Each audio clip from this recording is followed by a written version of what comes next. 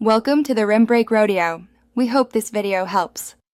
You start by picking the correct cable and verifying it supports data, because charge-only cables look similar but won't transfer files. Once done, power on and unlock both devices so they can negotiate a connection. Make sure you insert the connector smoothly into matching ports. USB-C is reversible, USB-A is not, so orientation matters.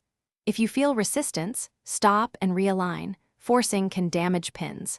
Now that the physical link is made, move on to software setup to allow file exchange. You now handle the software handshake so the systems can talk. When prompted on the device, pick file transfer or equivalent. This exposes files securely versus charge-only mode, which hides storage. Make sure you tap trust or allow when permission dialogues appear. Without that, the laptop sees nothing. On Windows, follow the driver prompts or open Device Manager to update. On Mac OS, run Android file transfer for some phones. Once drivers are ready, confirm the device appears as a drive or in your file browser. You finish by moving files where you want them and closing the connection cleanly.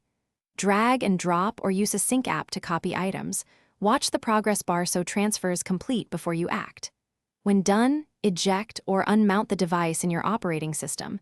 This flushes caches and prevents corruption.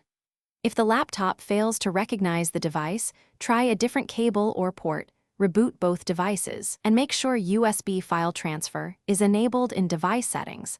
Updating drivers or BIOS can fix. Thanks for watching.